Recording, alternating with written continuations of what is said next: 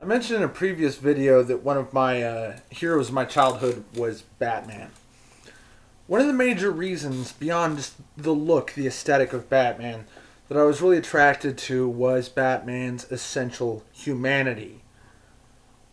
Batman wasn't Superman, or even the Power Rangers or anything like that. Batman was a human being possessing of no magic, nothing that was unreal. There was an attainability to Batman that it was literally possible with enough resources and with enough discipline that there literally could be a Batman that I found utterly fascinating. But I was never a big comic book guy or a big fantasy hero guy, and it never really stuck. But when I became an adult, I fell in love with Batman for a different reason. And that reason caused me to have a pretty negative reaction to the Nolan Batman films. As films, I have a lot of appreciation for at least the first two Nolan Batman films because they presented a reimagining of Batman as a cultural icon, as a symbol, and that Batman was the embodiment of something. He was the summation of the honor still left in Gotham, that he was the justice that the people cried out for. And the more I thought about it from a psychological and artistic and thematic perspective, the more I began to strongly reject that version of Batman and institute my own. Because again, one of the interesting things about a lot of comic book superheroes is they're so frequently reimagined and so redesigned over the decades that everybody's favorite version of a superhero is really probably their own, an amalgamation of their own thoughts about the character, the most interesting things they find about the character, in a collection of traits present in individual interpretations. And my Batman that I thought was cool as an adult was not a symbol at all. And he was not really a hero in the traditional sense, but more of a tragic hero in a more Shakespearean sense. The most compelling versions of Batman that I ever interpreted were the versions that presented Batman as a person holding on to their sanity and humanity by sheer force of will. The idea that Bruce Wayne was the mask that Batman wore and not the other way around was the most compelling. That there was extremely little difference, the most razor thin line between the Joker and Batman. That only through choice of motivation, choice of target, and choice of personally made, self-imposed rules was Batman considered a hero and not a villain.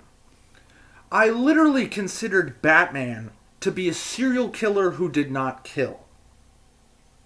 A person with a completely destroyed and warped psyche, suffering from a version of multiple personality disorder, whose only choices in life were to go completely fucking nuts and to be a berserk animal, to commit suicide, or to live as Batman is. And he chose the lesser of three evils, so to speak. And as I considered more about this character, and as I eventually wrote an extended short story about this Batman for a creative writing class in college that isn't very good and would definitely need to be sorely rewritten, if not completely thrown out and started over, so don't ask for it, it's garbage. My writing is still nothing terribly interesting. But that character is what really compels me, because that took Batman completely out of the realm of not only icon, not only symbol, but role model. That Batman was something to be pitied and abhorred and avoided. That your choices in dealing with this character was to let him go on and turn the other way, or to recognize him for the ticking time bomb that he is, and to treat him no different than any other supervillain. That the idea of a movie like Batman vs. Superman, where it's Batman who says nobody can have this power, let me shut him down, really might have been better suited as turning the other way around.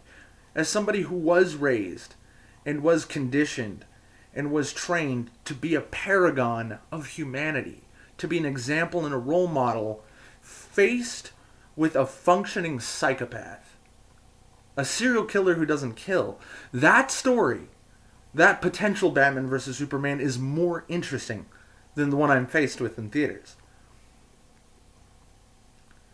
That is a challenging character to write, because I would be beyond the fact that the guy's hyper rich and dissociated from his fellow man, the fact that he's crazy, that the only way he can survive is by devoting as much of his human life as he possibly can to hunting down criminals, and is the only way he can treat the psychological break that he had from seeing his parents killed in front of his eyes in a random and senseless murder. That is so fascinating. But the more I studied this character, the more I was able to sort of extrapolate these conclusions I drew about Batman to other people.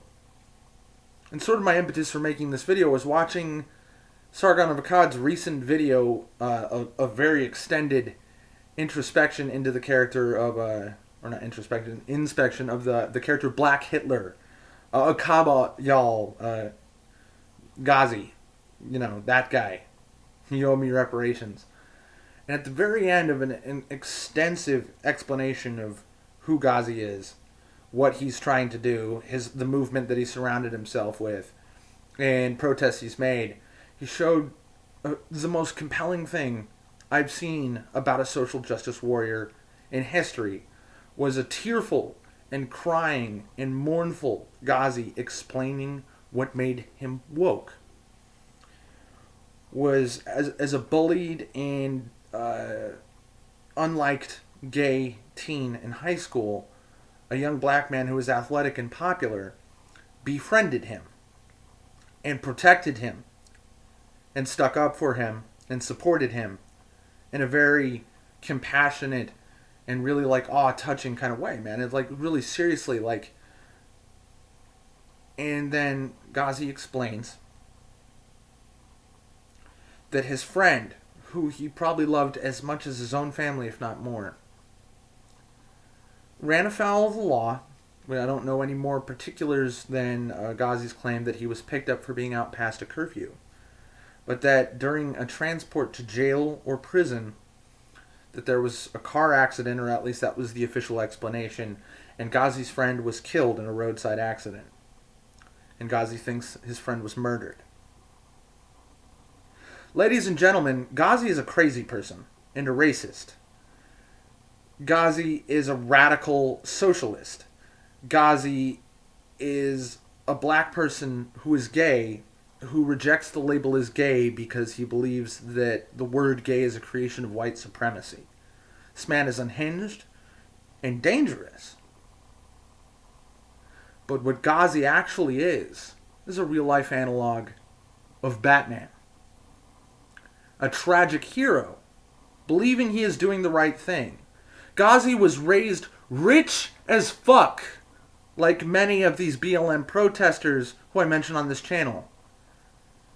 The son of, I think it was a doctor and a model, or a successful businessman and a model, raised in Los Angeles, rich as fuck, abandoned his hometown, and, at least as far as we know, abandoned his family and the life he was leading as a modeling agent to pursue being BLM's Che Guevara, to be the Uhuru Black Socialist Party movement's Che Guevara. And he is quite good at his job. And that's interesting. That much like Bruce Wayne, the guy abandoned wealth and luxury to live a life that he finds fulfilling, but probably isn't fun every single day, and maybe isn't even fulfilling every single day. But to him, it's a heroic choice, a sacrifice, and I recognize that as true, and as a logical, maybe not reasonable, character arc between rich gay boy to black power leader, who is so charismatic, who's so good at his leadership job, despite us normal people seeing him as a whack job, that he can line up white people in front of a camera with a microphone, get them to chant his slogans, and tell him that they owe him money. They owe him reparations for slavery. They know who he is and his background, that he was raised wealthy. This is the danger of religions and ideologues. This is the reason why, even though I primarily started as an atheist channel, I am an anti-social justice and anti-feminist channel. But even though you could make that distinction, nothing has changed. Because as Islam let Osama bin Laden leave his airship to the bin Laden oil magnate fortune, to forsake billions of dollars, to put every bit of money that he had into Al-Qaeda, to first go into a war backed by the CIA against the Soviets, and then to turn his attention towards the United States, and ultimately fall into poverty, being a fugitive, and ultimately being killed. You think he did that because he was disenfranchised, because he was poor, because he was held down by the man? No, he did it for God. Batman did it for his parents. And because nobody was there to do it for him as a child. And because there was nobody there to protect Gazi's friend. Gazi is now, in his own warped and sick way, out there to do that for other people like him and his friend. In a strange, twisted way, he is a hero. Right for the wrong reasons. Or should I say, wrong for the right reasons. Every day we recognize heroes formed by stories like his. And I think it is essential for us to recognize the humanity in our enemies and to see ourselves in them. We cannot beat them by acting like them. And they cannot beat us if we are really the good guys. Thanks for watching.